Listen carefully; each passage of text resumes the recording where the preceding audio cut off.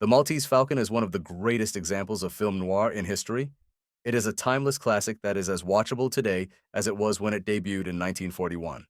The stuff that dreams are made of. Here are 10 things you didn't know about the Maltese Falcon.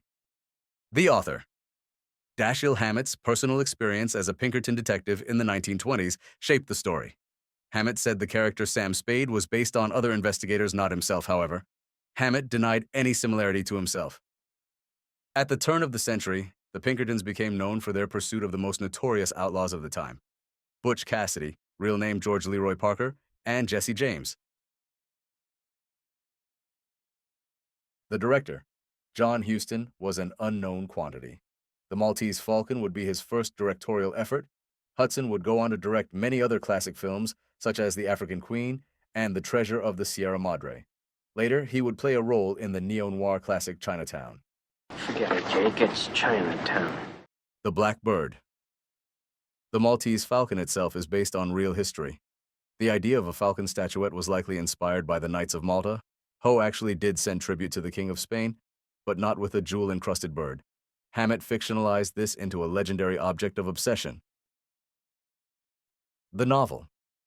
The novel was first serialized before becoming a full novel.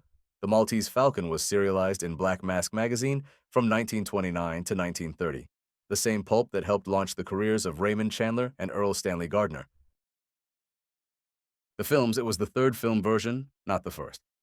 The 1941 version by John Huston is the most famous, but there were two earlier adaptations. The Maltese Falcon, 1931, Pre-Code, more sexually suggestive.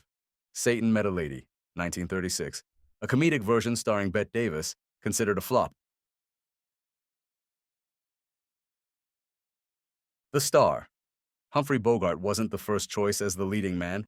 Warner Brothers originally wanted George Raft as Sam Spade. Raft turned it down because he didn't want to work with a first-time director. His loss became Bogart's iconic breakthrough.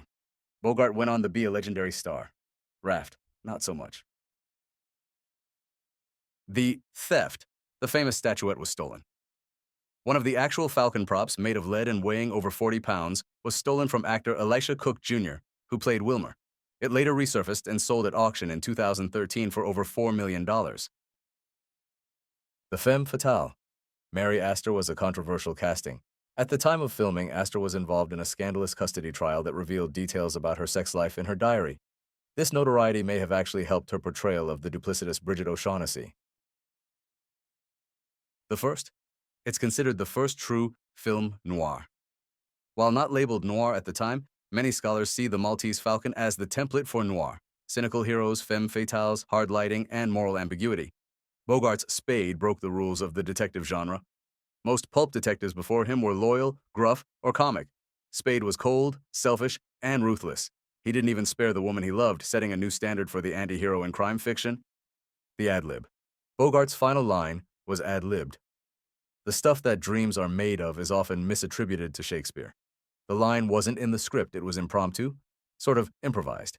Huston suggested the line and Bogart delivered it on the spot, capturing the film's essence in one poetic phrase, making it one of the most repeated lines in cinematic history. The stuff that dreams are made of. And there you have 10 things you didn't know about the Maltese Falcon, one of the great detective film noirs of all time, a timeless classic that will remain through the ages. Thanks for watching this content. Please like and subscribe.